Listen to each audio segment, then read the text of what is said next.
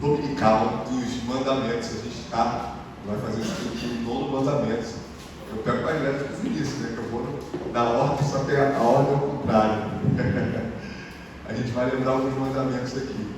Qual é o 9º mandamento? Não dirás falso testemunho. O 8º mandamento. 7º mandamento. 6º mandamento. 5º. 4º mandamento. 3º mandamento. Tomar o nome de Deus e vamos. 2º mandamento. Não pratique mais no futuro.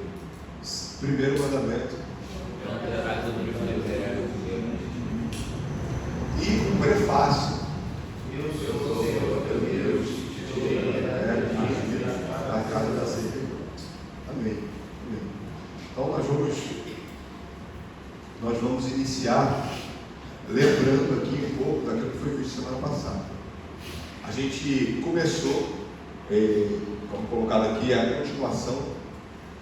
A gente começou com estudar sobre os pecados proibidos no 9º mandamento. A gente viu aquilo que é exigido, né? E a gente tem entendido de que a abrangência do 9º mandamento é sobre a verdade. Tudo aquilo que perverte a verdade é a quebra do 9º mandamento.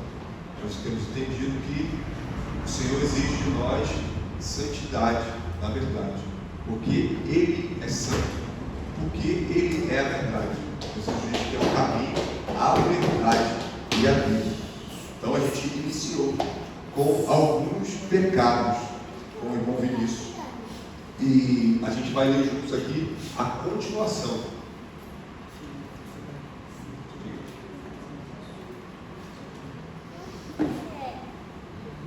A continuação da pergunta que está nos ajudando a entender os mandamentos, baseados sempre na palavra. Os pecados proibidos do 9º mandamento são, vamos ler juntos? Falsificações, ocultação da verdade, silenciá-la indevidamente numa causa justa, ou ficar quietos quando a iniquidade clama por nossa reprovação ou denúncia a outros, falar verdade do momento próprio ou maliciosamente com um objetivo perverso, ou pervertê-la com um sentido falso, ou expressá-la dúbia e equivocadamente para prejuízo da verdade ou da justiça. Então, essa interpretação aqui é do Catecismo Maior de Westminster. Mas onde nós vamos ter a certeza de que aquilo que está colocado aqui é verdade, na palavra de Deus. Então nós vamos estudar essas sentenças para que juntos não tenhamos dúvida de que temos quebrado o mandamento do Senhor de diversas formas. E aqui, como os irmãos viram, vão ter mais estudos em cima só dessa pergunta, que é bem extensa, e a gente vai estudando os detalhes de como nós temos quebrado esse mandamento contra o Senhor. Então a gente vai começar aqui sobre o pecado da falsificação.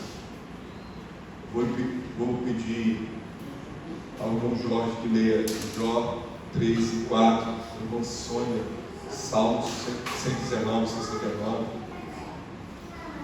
a Aline que leia Lucas 16, 5 a 7, e o Gabriel, por favor, Lucas 19, 8. Pode ler, por favor. Vós, porém, desonrais a verdade com mentiras, e vós todos sois médicos que não valem nada. Veja, quem está falando isso é o próprio Jó. Está falando com os amigos dele. Por quê? Porque nós entendemos que os amigos de Jó, eles vêm com a oportunidade de ajudar Jó, e ficam ali alguns dias. Só que, de certa maneira, eles se perdem naquele propósito, porque principalmente eles começam a interpretar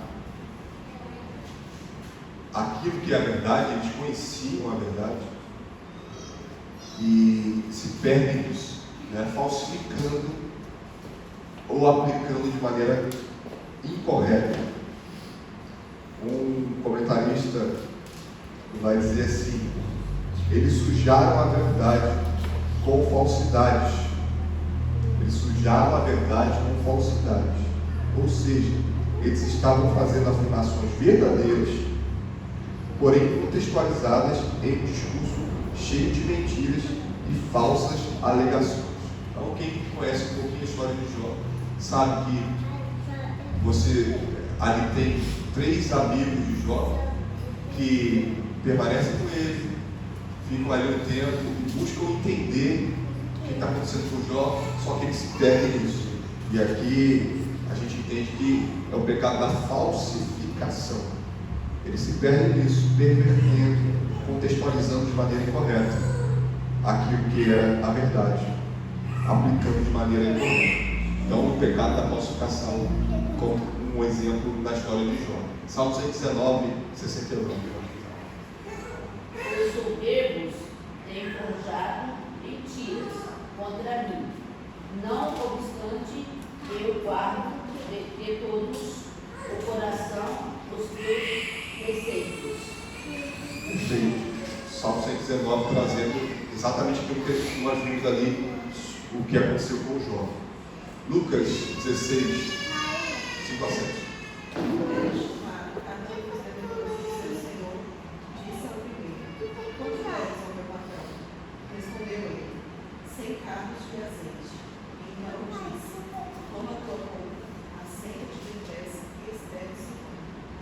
Depois perguntou a outro: quanto deves? Respondeu ele: 100 coros de trigo. Disse: toma a tua conta e escreve. Essa é a parábola do administrador injusto. A gente já teve estudos aqui sobre as parábolas. O que nós vimos foi que, e Jesus, ele depois vai dizer isso, um texto muito conhecido, principalmente quando Jesus fala que os filhos das trevas são mais hábeis que os filhos da luz. Está aqui nesse texto. Esse administrador, ele usou do jeitinho, né? Aqui nós chamamos do jeitinho brasileiro, infelizmente, né? Onde um devia 100 e aí coloca 80, um devia 100, aí coloca 50, ou seja, dando um jeito, falseando, buscando maneiras de fazer com que a dívida continue, mas que de cada mais leve. A gente vai falseando, a gente vai, de certa maneira, abrandando aquilo que é muito penoso. A gente considera muito penoso, o que a gente faz? A gente diminui a pena, a gente diminui a dívida, para que isso seja resolvido dessa maneira. Então, o administrador infiel, ele é sagaz em fazer isso, né? Ou seja, os filhos das trevas são mais hábeis nesse sentido. Lucas 19, 8.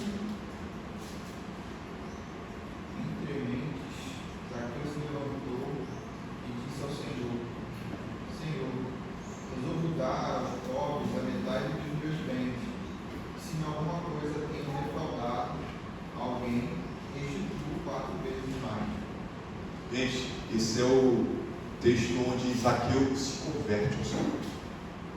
Um convertido ao Senhor faz isso. Ele era cobrador de impostos. Os cobradores de impostos eram conhecidos como aqueles que cobravam além da conta, porque eles faziam caixa 2, eles faziam caixa 2, né? Logo, Zaqueu, convertido ao Senhor, não mais será um cobrador assim. Ele fará da maneira correta. Então, se eu tenho devido a alguém, vou entregar 4 vezes mais. Ele entende que essas falsificações que ele praticava, né, cobrando além da conta, precisam ser terminadas ali.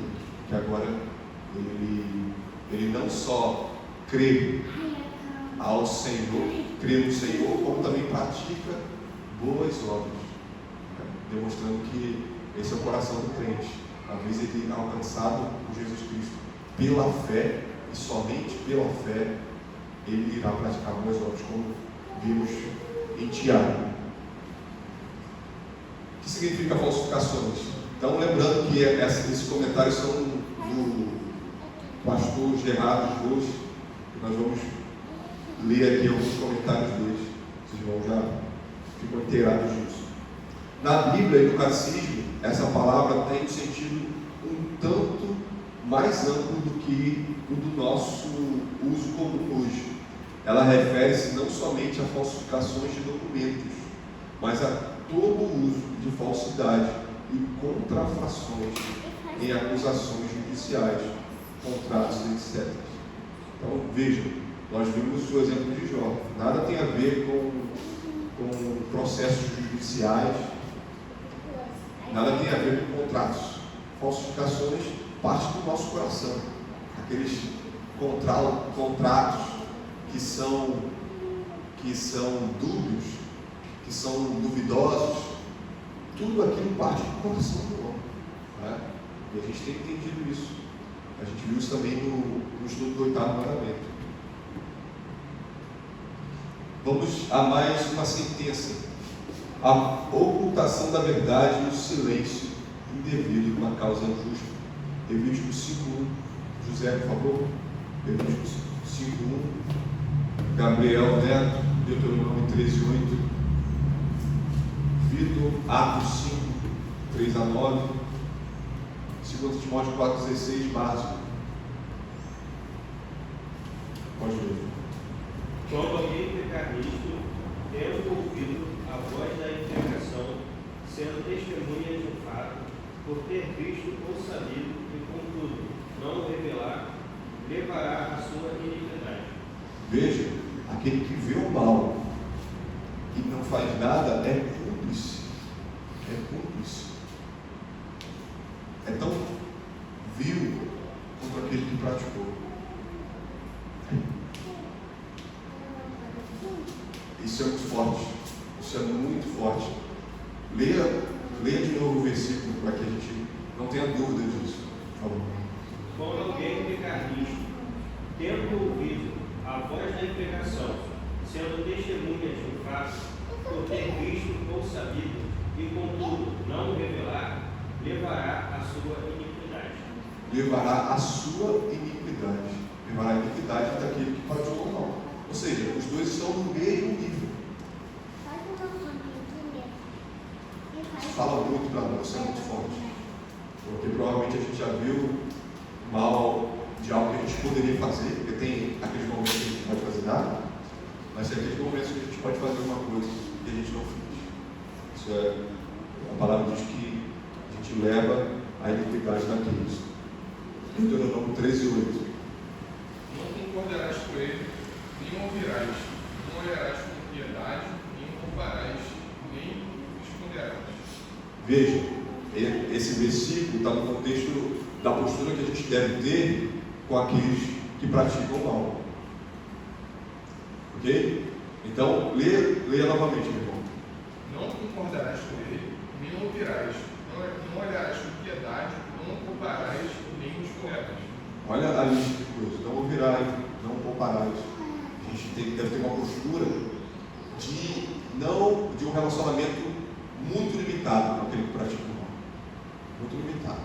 Né? Nós somos chamados a amar os nossos inimigos, mas muito cuidado para que a gente não seja achado cúmplice daqueles que praticam o mal. Atos 5:3-9.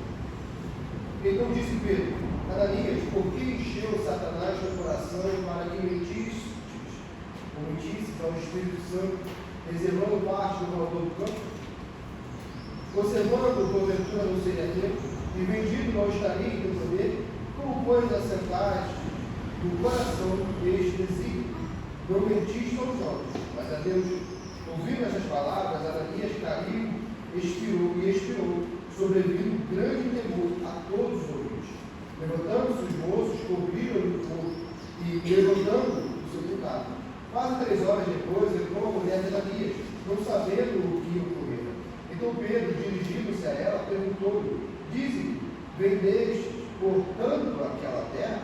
Ela respondeu: sim, portanto, tornou-me Pedro, porque entrastes em acordo para tentar no Espírito do Senhor.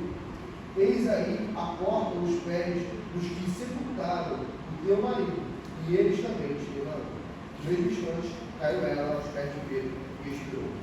Entrando, os moços acharam-na morta, e levando-a, sepultaram junto com ela.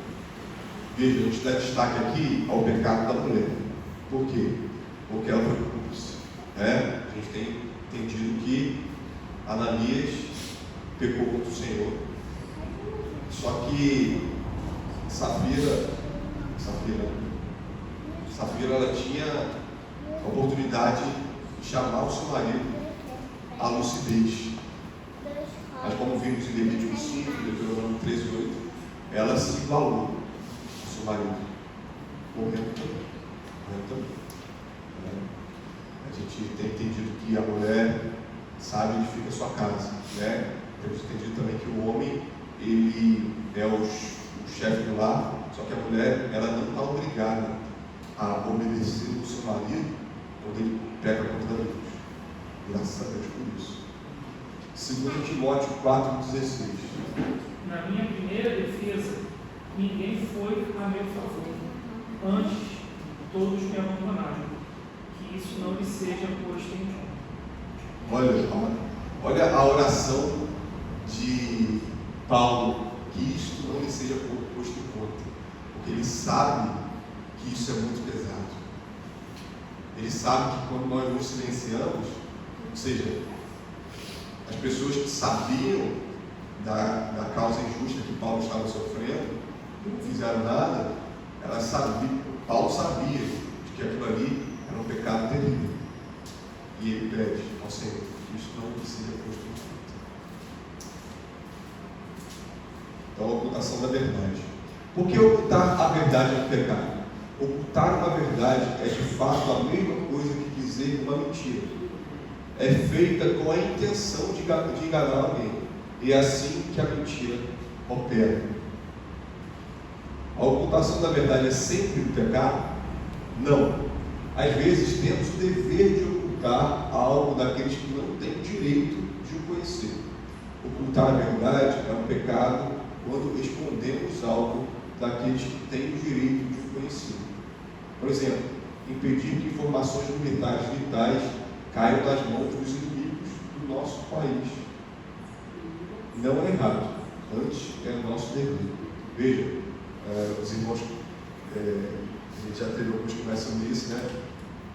Os irmãos já colocaram sobre o dilema moral, né? O dilema moral. É uma conversa extensa e acredito que um estudo seria pouco para discutir sobre isso, né? Mas o que nós podemos meditar nisso é de que muitas vezes, infelizmente, nós vamos ter que nos calar, ou felizmente, principalmente para que o 8º mandamento não seja quebrado, para proteger alguém, e o Senhor tem misericórdia de nós, porque, como disse, o 8º mandamento, o 6º, obrigado, 6º mandamento, obrigado, esposa, minha esposa ali me alertou.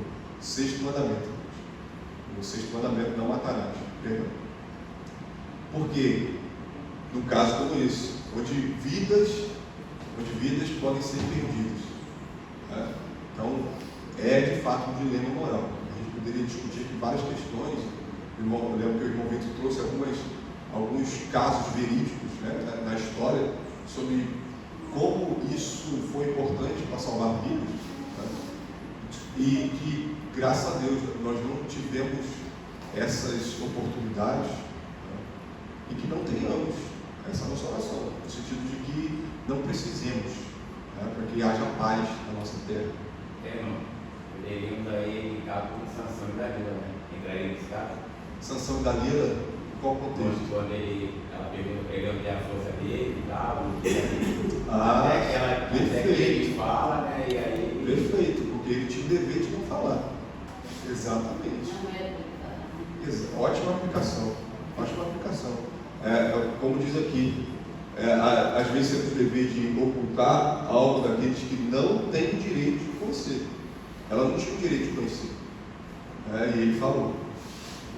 Exatamente, perfeito. Perdeu a vida por causa disso. Perdeu a vida por causa disso. Exatamente. A gente viu na última pregação, da sabedoria de Boaz. Boaz falou aquilo que era essencial para aquela conversa. Ele tinha a intenção de tomar Ruth para si, mas ele colocou corretamente as palavras para o resgatador que estava à sua frente, na ordem de hierarquia, colocou todas as informações necessárias, não tudo, como um falastrão, sendo sábio nas palavras. O Senhor nos ajude nisso, porque a gente pode se convencer de que, e nós temos visto isso na semana passada, vamos continuar vendo, a gente pode se convencer de que, se eu tenho que falar a verdade, eu vou falar tudo. Não, é isso, a gente vai ver aqui também sobre isso. Por exemplo, uma parábola do homem que encontra um tesouro no terreno. Ele não vai comprar falando assim, olha, eu tenho um tesouro, me vende aí. Ele convence tudo que tem com a partir dele. Exatamente. Então, sobre essa sabedoria sendo aplicados em relação à sabedoria, de falar no tempo certo que tem que ser falado. Não necessariamente falando tudo que se conhece. Exatamente, perfeito. Ficar em silêncio quando temos o dever de falar. Primeira Reis 1:6. Veja a irmã Gisele, que abre a Primeira Reis 1:6, Levítico 19:17. A Jéssica.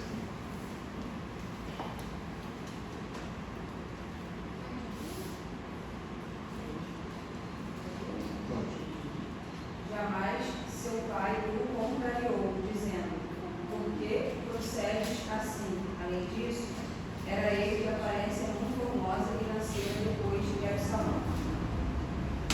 Veja, seu pai, quem é esse pai? Davi, rei, corajoso, venceu diversas batalhas, homem viril, forte, mas o texto diz que ele jamais contrariou o seu filho. Nós vimos no 5º mandamento de que há deveres aos pais. O mandamento diz, o que o 5º mandamento diz? Honra teu pai e tua mãe. Nós vimos que o dever não são só dos filhos. O dever também alcança os pais. Os pais precisam fazer por onde. E aí a gente vê também a quebra do mandamento por Davi pelo fato de ele não falar quando deveria falar, deixando o filho à própria sorte, fazendo o que queria. A gente vê aí a tentativa de revolução do filho de Davi em 1 Reis. Levítico 19:17. Não aborrecerás teu irmão no teu íntimo, mas repreenderás o teu próximo, e por causa dele não levarás sobre ti pecado. Olha, não aborrecerás teu irmão no teu íntimo. Sabe quando você sabe que o irmão está errado e você se entristece, ou você até se ira pelo erro do irmão, mas você não faz nada.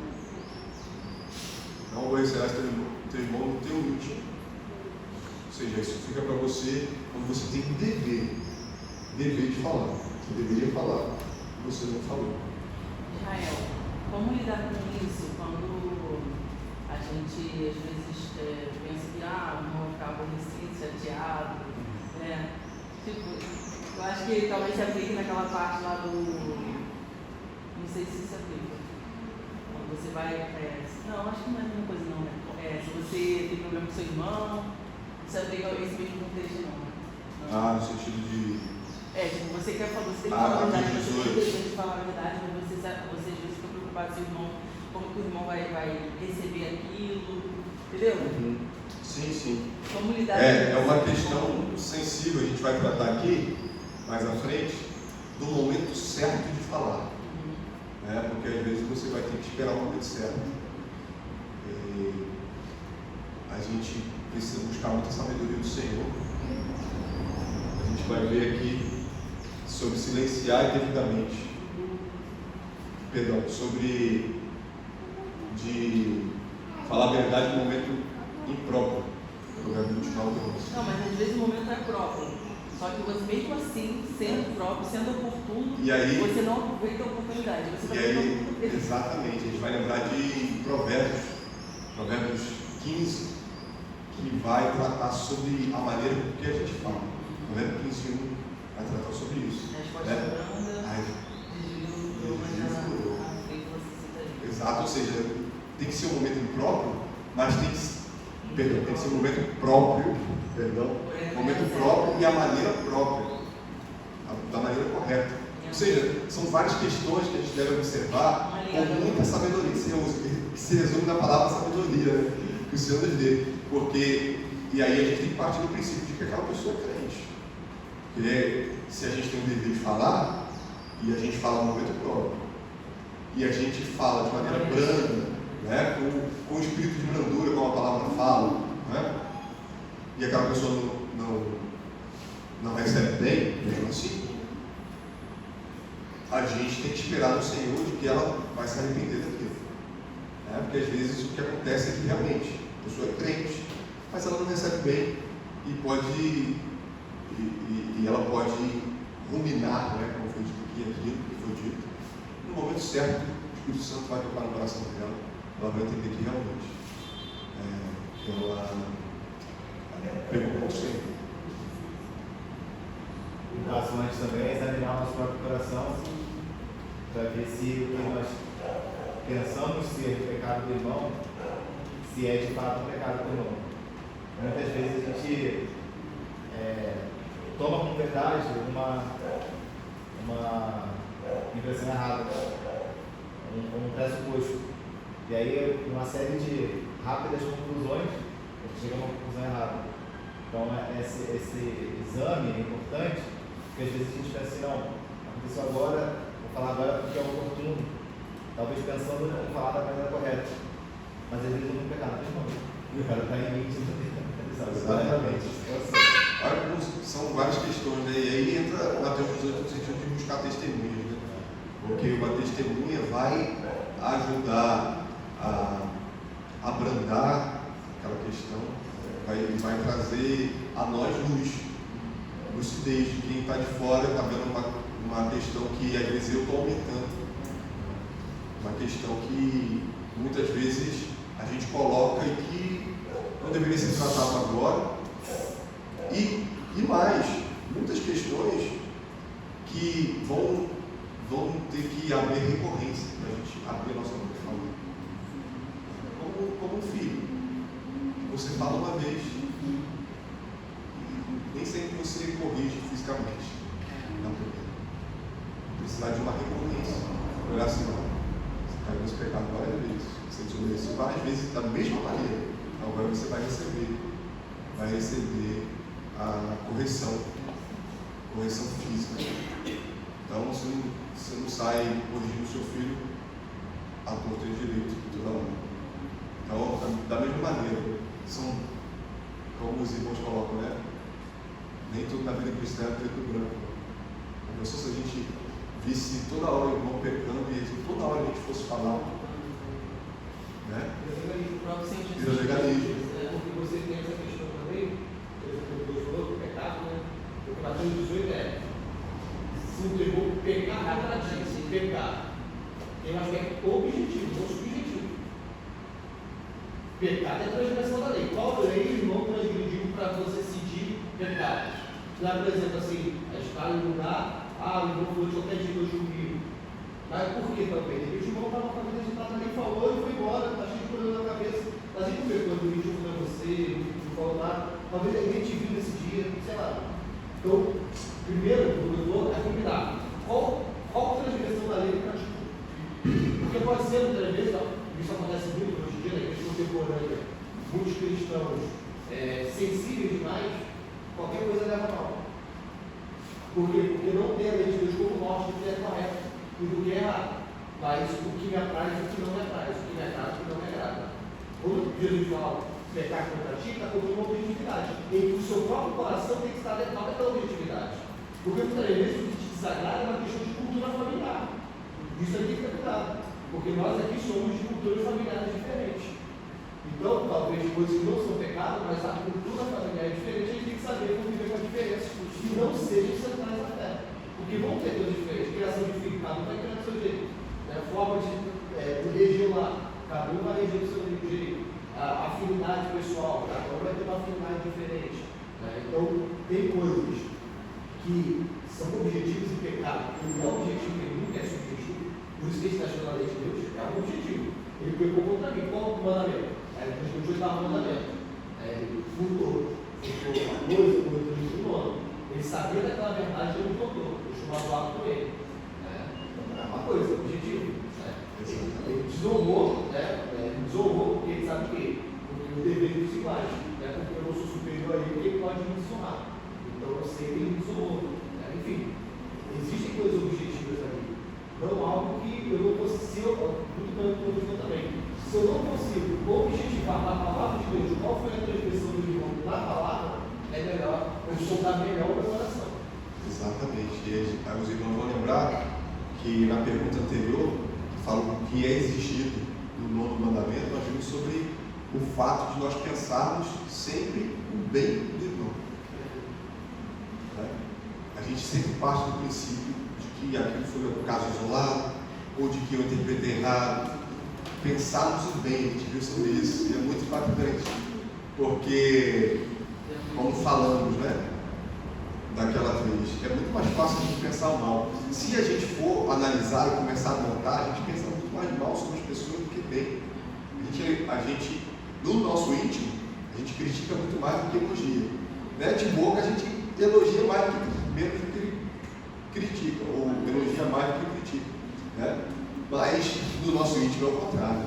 No nosso íntimo a gente pensa, poxa, o irmão fala daquela maneira, olha como é que ele está sentado, olha como que ele veio. A gente está todo o tempo fazendo assim. E isso vai alimentando o nosso coração a ponto de nós vermos aquilo que não tem. Que o Senhor nos ajude nisso. E é por isso que a gente tem que observar algumas questões, como foi dito aqui, sobre a recorrência, e como o irmão colocou sobre a objetividade. Qual pecado se aplica a isso? A gente está vendo os mandamentos do Senhor, de como eles são abrangentes. E qual pecado se aplica a isso? Muitas vezes conversar com o irmão sem dizer de quem você está, de quem está te incomodando, antes de tudo, buscar conselhos para ver se aquilo mesmo que você está vendo, aquilo mesmo que você está vivendo, é muito importante, porque o coração do homem é enganoso. O coração do homem é enganoso. Aquilo que nós estamos vivendo num momento pode não ser a verdade de fato. Então, o que quer dizer silenciá-la indevidamente numa causa justa? Isso quer dizer ficar calado por razões particulares, egoísmo, medo ou reprovação. Quando temos o dever de falar em benefício da verdade e da justiça. Por exemplo, pode ser que tenhamos o dever de depor como testemunha de uma questão judicial ou na corte de justiça, por causa da nossa recusa ou relutância em fazer a justiça. Pode ser distorcido. O inocente pode ser punido e o culpado pode escapar da justiça. Por que é errado silenciar indevidamente numa causa justa? Porque nenhum de nós vive para si mesmo. Temos a responsabilidade moral para viver para com Deus e o dever para com o nosso próximo e a sociedade humana de que a verdade e a justiça prevaleçam até onde depender de nós. Não devemos permitir que os nossos sentimentos ou conveniências particulares atrapalhem o caminho da defesa da verdade e da justiça. Veja, a gente falou aqui sobre egoísmo, medo, reprovação. Esses são os sentimentos que nós temos no nosso coração. quando nós vemos alguma coisa e não fazemos, muitas vezes é por egoísmo. Porque imagina, você vai muitas vezes ter prejuízo. Muitas vezes você vai ter prejuízo pelo fato de você se colocar numa questão onde a verdade precisa ser defendida. Infelizmente. Ficar em silêncio quando temos o dever de denunciar as autoridades constituídas da igreja ou do Estado. Ou seja, é um ramo daquilo que acabamos de ver, Isaías 59, 4. Vou pedir para o irmão Douglas que abra Isaías 59, 4.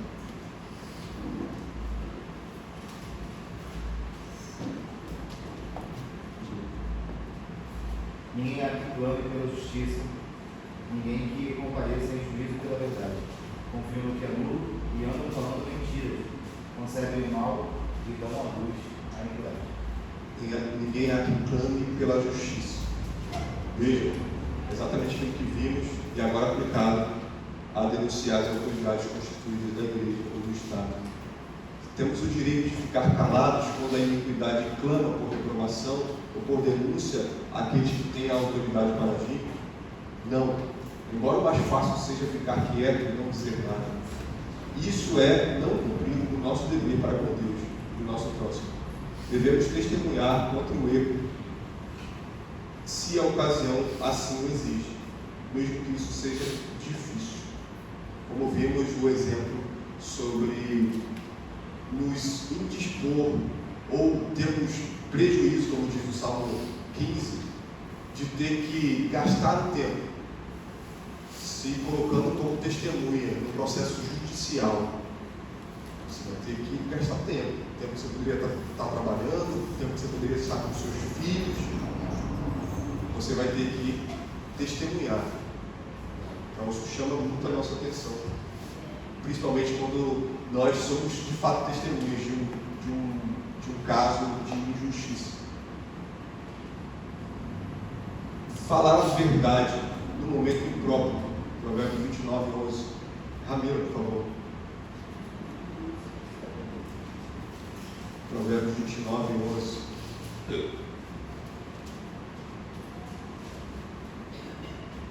O insensato expande toda a sua ira, mas o sábio, afinal, lhe reprime.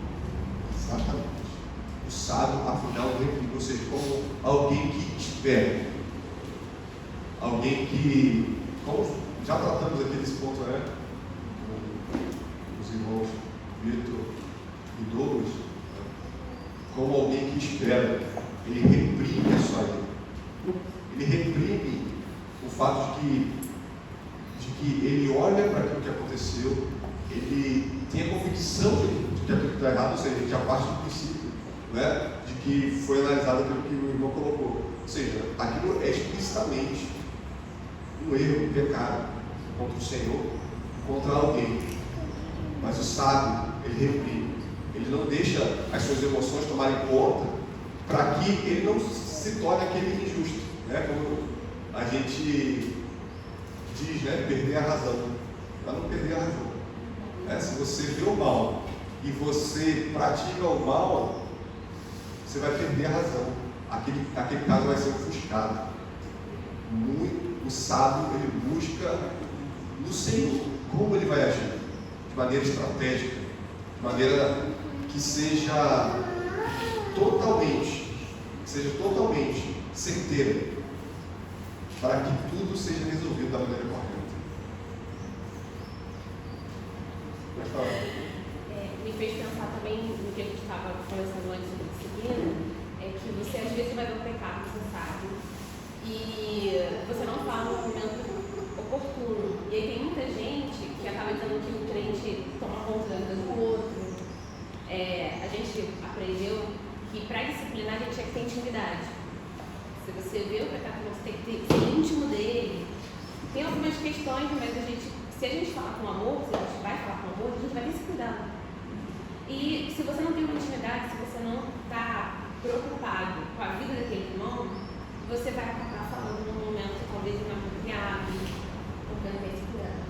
E aí a disciplina, além de saber que é um pecado de fato, ter sabedoria e tudo mais, ter esse cuidado, né, com o irmão, de que você precisa ganhar o coração dele, trabalhar, enfim, junto com a santificação dele, não necessariamente lá a verdade acima do amor. Exatamente. Veja, a gente pode pensar aqui numa aplicação de que uma das melhores maneiras da gente fazer isso é fazendo perguntas. Baseado naquilo que o irmão Douglas colocou aqui, será que é isso mesmo? Será que é isso mesmo? Muitas vezes você pode perguntar diretamente à pessoa. Antes de você abrir a boca e falar, você fez isso. Faça perguntas. E aí, meu irmão, tudo bem com você? E aí, isso aqui aconteceu? O que houve aqui? Está tudo bem? Você vai sondando isso de maneira branda, com sabedoria, com brandura. Você vai conseguir encaminhar aquela questão, demonstrando amor, como o irmão colocou, de maneira imediata. Muitas vezes você não conhece a pessoa, mas você pode demonstrar amor da mesma maneira. Você não tem intimidade, mas você consegue demonstrar amor.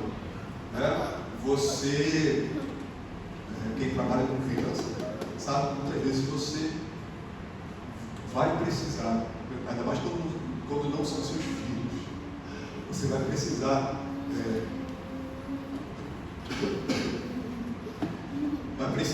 ser brando em questões, falar com firmeza, mas da mesma maneira ser brando. Eu falo para criança de 1 ano a 6 anos, numa escola. E há diversos momentos onde as crianças estão empolgadas com a aula, se perdem na aula e fazem as diversas travessuras que crianças de 1 a 6 anos são capazes de fazer. Então você tem que chamar a atenção, só que não é seu filho. E aí você precisa demonstrar firmeza e sem gritaria. Sem gritaria. Cheio de criança gritando, você não pode gritar. Se você gritar, você perde esse turma. Então você tem que demonstrar firmeza, demonstrar carinho, amor. E mesmo assim, buscar, então dessa maneira buscar falar no momento próprio. O momento próprio muitas vezes é aquele momento, ainda mais com criança. Tem que falar naquele momento, vai deixar para falar depois, a criança nem lembra mais, vai lembrar de tantas outras coisas. Então, há essa necessidade. O que significa falar a verdade no momento impróprio? Significa falar a verdade na hora errada, quando a sabedoria ou o senso comum nos levaria a aguardar a hora mais apropriada. Se alguém está correndo para pegar o trem, esse exemplo é muito bom, não devemos escolher este instante para lhe falar sobre a salvação da sua alma. É preciso mais tato e sensibilidade, escolher uma hora mais adequada em que a pessoa tenha a condição para dar atenção ao caso. Então, ele usa de novo aqui a palavra sabedoria. E mais à frente ele coloca, nós precisamos ter tato, sensibilidade. Nós temos entendido o nosso dever de evangelizar, o nosso coração deve arder por isso, mas precisamos pedir ao Senhor tato e sensibilidade, porque imagina, esse exemplo dele aqui, ele coloca, alguém está correndo para pegar o ônibus, ou alguém está com pressa, está claramente andando mais rápido, e você pode falar comigo aqui nesse momento? Então, você precisa ter esse tato e sensibilidade, porque vão haver outras oportunidades de você falar com alguém, do amor de Cristo, pessoas talvez íntimas, começar pelas pessoas próximas a você, as pessoas que estão de fora, você vai ter que ter mais sensibilidade, buscando a maneira, o momento correto, o momento próprio, para que isso aconteça. Você traz o exemplo da evangelização, isso vale para todas as questões da vida, E o legal é que, por exemplo, da evangelização, nós entendemos que é o mais urgente. O que é mais urgente do homem saber? Sobre o Evangelho de Cristo, sobre Cristo. Mesmo assim, a gente precisa ter sensibilidade para falar no momento próprio. Falar a verdade maliciosamente com um objetivo errado. 1 Samuel 22, do irmão Gabriel Martins, e Salmo 52, 1 a 5. Irmão Leandro, por favor.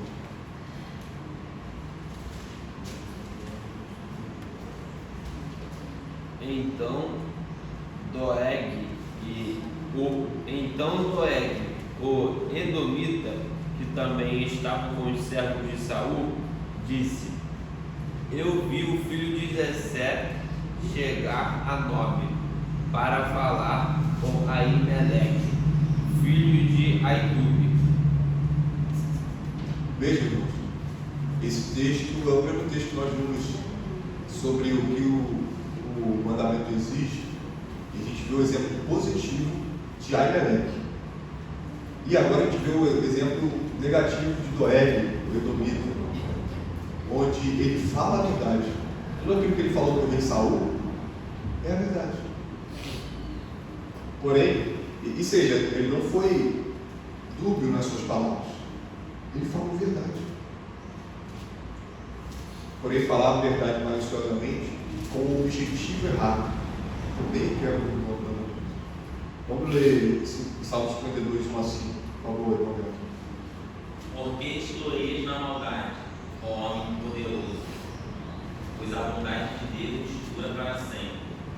A tua língua urde planos de destruição, é qual navalha afiada, ó praticadora de enganos.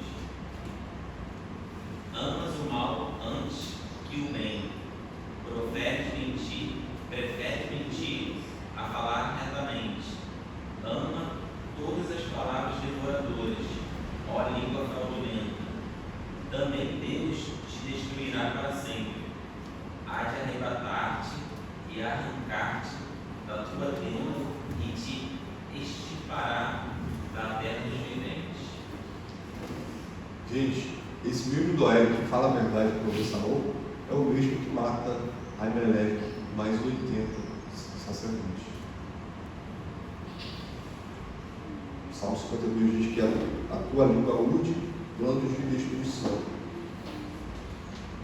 E vai falar que eles falam mentiras. Só que, se for necessário, eles falam verdade em momentos impróprios contigo, para que haja o objetivo errado, para que aconteça o mal, para promover o mal. Somos livres disso.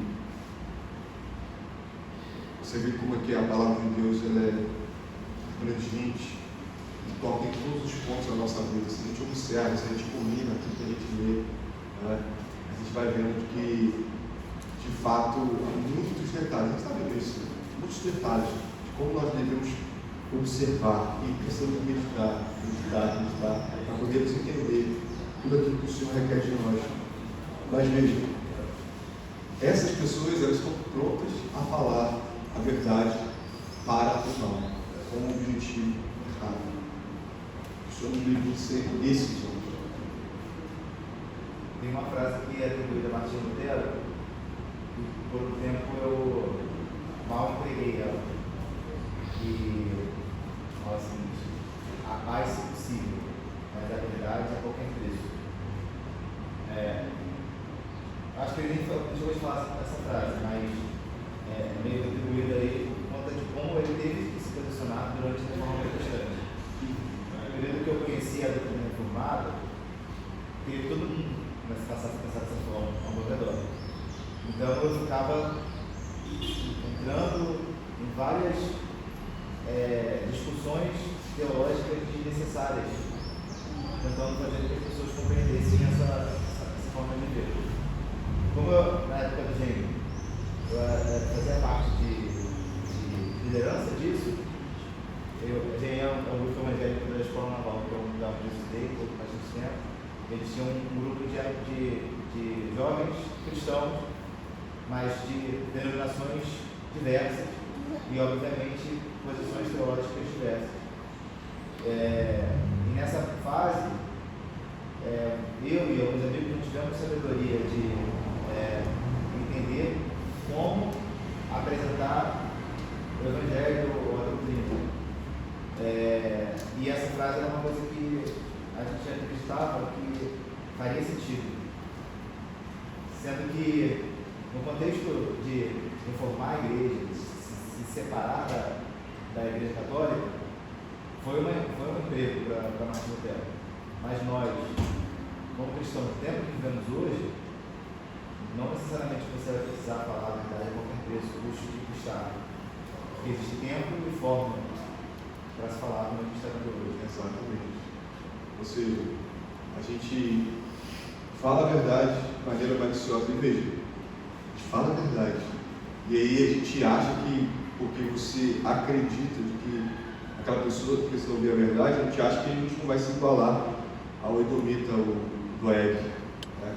Por quê? Porque a palavra de Deus fala que nós pecamos muitas e muitas vezes por ignorância. Nós pecamos por ignorância. Nós pecamos sem saber que estamos pecando. Se a gente sondar o nosso coração, se a gente fizer algumas perguntas, né, a gente vai ver que essa aplicação do Lucas é muito boa. Porque eu também tive esses momentos de querer falar a verdade, e é a verdade, porém, com o objetivo errado. Teve já fomos em uma igreja que marcou muita gente. Eu estava estudando um livro, eu acho que o nome era Pecados Intocáveis, ou algo semelhante a isso. E no estudo foi falado sobre o orgulho da doutrina correta, que é um pecado velado, muitas vezes, em que a nossa intenção de apresentar o nosso pensamento cristão é mais por um orgulho naquilo que nós acreditamos do que uma preocupação em que o irmão seja alcançado. Ganhar um debate, né? E mostrar que é mais sábio, que é mais inteligente. Né? Nós estamos muitas vezes, se a gente analisar algumas questões, alguns momentos, alguns debates, algumas conversas, nós pecamos por orgulho, nós pecamos por simplesmente acreditar naquele momento que estávamos fazendo correto, mas não sondamos o nosso coração. O Senhor, a sua infinita misericórdia, vai nos dando sabedoria, vai nos lembrando desses casos, né? E agora a gente vai pensar sobre isso, a gente vai meditar e vai fazer aplicações na nossa vida, daquilo que a gente viveu, e vai ver que a gente estava com a intenção errada. Né? Israel, além do que acontece na igreja, acontece muito lá fora. Né? O índio também utiliza muito da palavra de Deus de forma exatamente assim, com um intuito malicioso. E às vezes o cristão, por não saber disso, às vezes fica encurralado. Mas eu não estou falando só a verdade? Eu não estou falando a verdade aqui? E aquela verdade ele traz para condenar uma outra pessoa, trazer divisão. E aí saber disso é muito bom, é a nossa espada, né? É uma espada para combater também ideologias, porque eles utilizam a verdade. E saber disso é muito importante, no caso, para essas pessoas. Exatamente, porque, veja, a gente está falando aqui de dualidade, a gente vai tratar no último ponto sobre isso, né? Aquela verdade falseada, a gente está falando aqui que é verdade. Nós, os ímpios, nós vamos usar a palavra de Deus, muitas vezes, infelizmente, apenas para humilhar a pessoa. A gente, é assim, assado, você está errando isso, naquilo outro. Só com o objetivo de humilhar. Como disse, não tem o objetivo de ganhar a pessoa. O objetivo de mostrar que você sabe mais de como ou quanto a pessoa está errada. Não é simplória. Eu tive que Satanás é a verdade. Ele é o acusador. Jesus ele usou a verdade aqui. Você falou, o julgamento de João usou a verdade, mal empregado. Mas graças a Deus a verdade é interessante, a verdade mal aplicada, que gosta aqui que o Leandro leu, né? 52, o prefácio fala que é de Noé que o Davi está falando. Já no prefácio, interessante, né? Salmo de canto, salmo de Davi, quando Doeg, Edomita, fez saber a Saúl que Davi entrara na casa de Abimelec. E Davi fala que é uma língua de engano, praticadora de engano, porque a verdade, quando mal aplicada, é enganosa. Porque se você parar para pensar até a mentira é a essência da verdade. E a mentira é você pegar o fato real e você perder a O pecado é a supressão do pecado. O pecado não é a essência. Quando você pega ali, o fato de você estar falando a verdade, não significa que você está certo.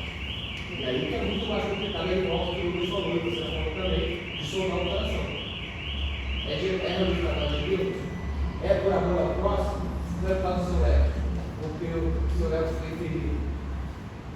É algo muito complicado. Ou porque você quer fazer discípulos de si. Você quer que todo mundo acredite que você acredita. E eu fiquei pensando no quanto que o cristão pode pecar dando oportunidade de palco para isso. Quando às vezes vai em um debate, ou num programa, na televisão, porque você vai dar oportunidade talvez da verdade ser pregada de forma maliciosa, com um objetivo que não é para glorificar Deus. Estou dando uma compreensão. A gente vê vários defensores das doutrinas que a gente crê, demonstrando orgulho, demonstrando desprezo para aqueles que creem diferente, envergonhando a nossa fé e prestando um desserviço, como se aqueles que creem nas doutrinas que a gente crê, ou que todos são assim, daquela maneira, orgulhosos, cheios de si e buscando discípulos para si, né? Infelizmente.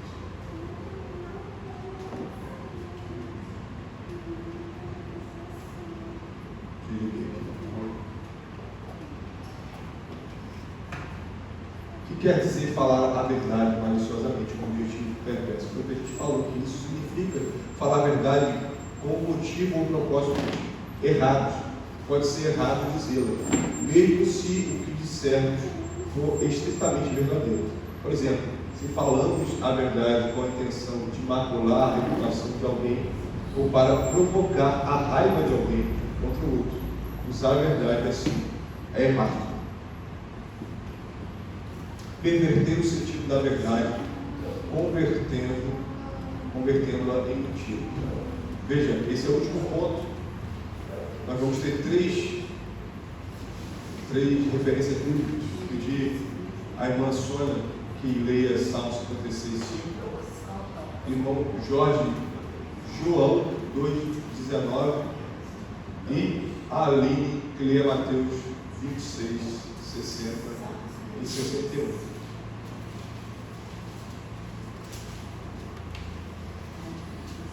Perverter o sentido da verdade, convertendo-a em mentira. Isso, por favor. Todo dia torcem as minhas palavras. Os seus pensamentos são todos contra mim e para o mal. Exatamente. Todos os dias torcem as minhas palavras. Os meus pensamentos são todos contra mim, para o mal. E olha que interessante que nós vamos ver em João e Mateus, das palavras de Jesus em João 2,19. Por favor. Jesus lhes respondeu: destruí este santuário e em 3 dias o reconstruirei. É isso que Jesus fala. E olha que a gente vai ler Mateus 26, 60 e 61. Não acharam, apesar de se terem apresentado muitas testemunhas falsas, mas afinal apareceram 2 afirmando. Este disse: posso destruir o santuário de Deus e reedificá-lo em 3 dias. Olha como perverteu a verdade que Jesus colocou ali. Ele está falando de si mesmo. Quando ele fala destruir esse templo e em 3 dias o edificarei, ele está falando de quê? Da sua morte, da sua ressurreição. Só que eles buscam testemunhas que ouviram isso, mas fizeram o quê? Converteram em mentira. Distorceram totalmente aquilo que Jesus colocou para acusá-lo. Acharam testemunhas, ou seja, acusando que Jesus iria destruir o templo literalmente. Ou seja, nesse sentido, nós precisamos, tudo vai tocar nisso, né? O que o irmão colocou, sondar o nosso coração e sempre pensar o bem do outro. Sempre pensar o bem do outro. Foi isso mesmo que eu ouvi? Isso se aplica aos crentes. aqueles que não temem ao Senhor, eles não vão ter um compromisso com isso verdadeiramente. É claro que o Senhor, Ele vai, por meio da sua graça, convertendo o mal em bem, mas, infelizmente, o que nós temos visto, em tempos onde a informação corre de maneira tão rápida, através das redes, aquilo que é dito, aquilo que você coloca em poucas palavras, você consegue interpretar de maneira dúbia. A gente, inclusive, disse que esse era o último ponto, tem o último ponto que vai tratar sobre isso, convertendo em mentira aquilo que era verdade, porque Jesus não mente, nunca mentiu. Eles conseguiram converter aquilo, usando as palavras de Jesus, converter em mentira para poder acusá-lo, então crucificá-lo. Agora sim, o último ponto: usar expressões dúbias ou ambíguas em prejuízo da verdade ou da justiça. Gênesis 3:5, pedir o irmão Gabriel Falcão, e eu vou ler Gênesis 26.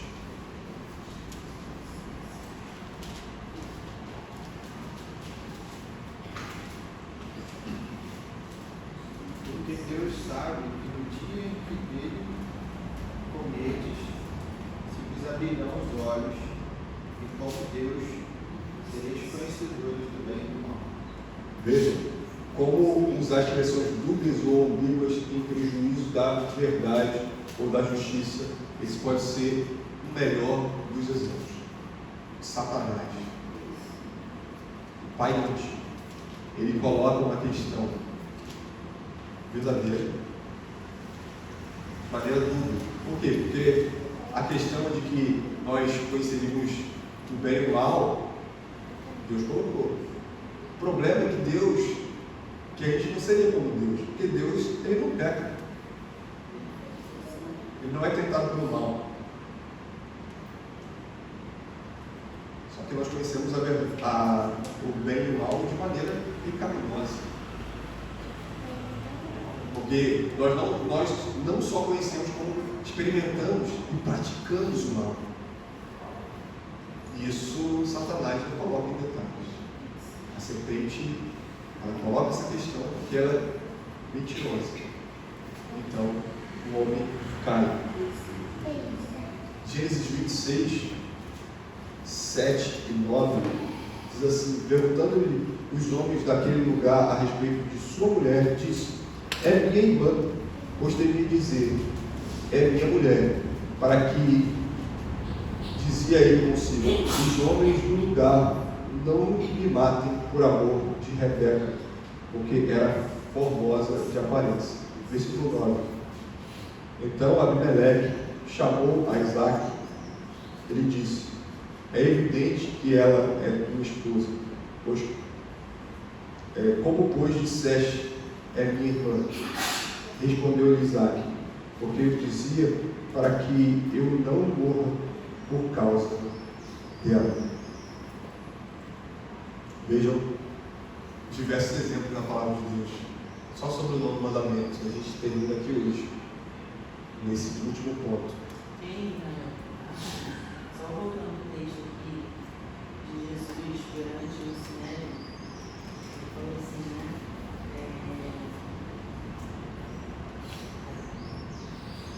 Aquela questão, né? Foi 60 ou 61?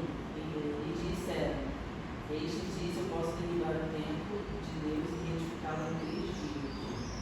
E levantando-se o sumo sacerdote, disse: qual ponto eu quero chegar aqui?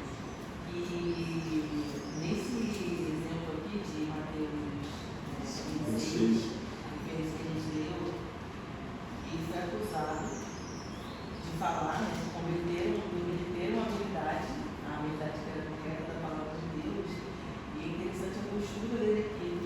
Jesus, porém, guardava o silêncio. E aqui ele estava num julgamento de morte, ele já sabia. Claro que ele era soberano Deus, eterno Senhor, mas ele também era homem.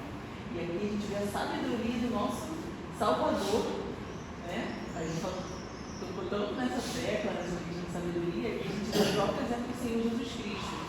Ele poderia muito bem rebater naquele momento, né?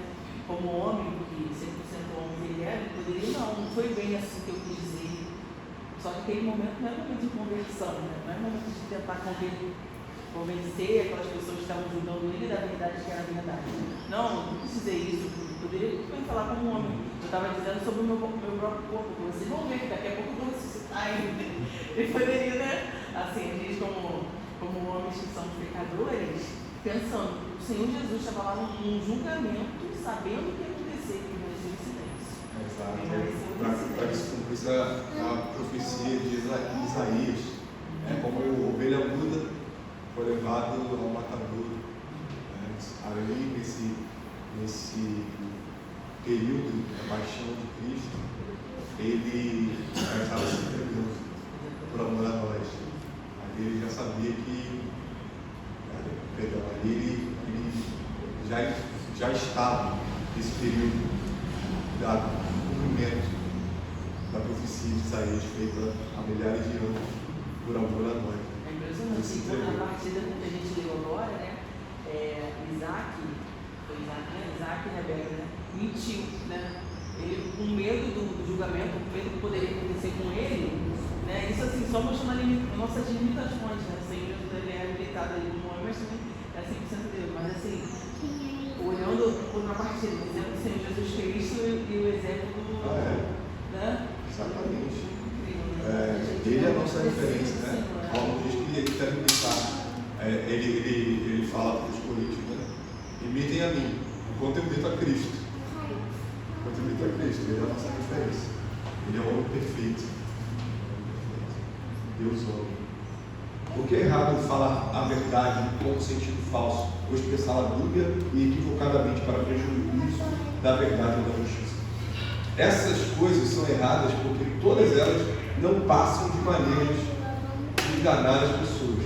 Usar intencionalmente expressões que podem ser interpretadas de dois modos diferentes, com o objetivo de enganar outrem, é tão maligno quanto mentir deslavadamente. Por exemplo, o ministro que se ouviu dizer, eu creio na divindade de Cristo, mas que mais tarde explicou a alguém que ele cria na divindade de Cristo, porque crer na divindade de todos os seres humanos é culpado do pecado de violar o nono mandamento.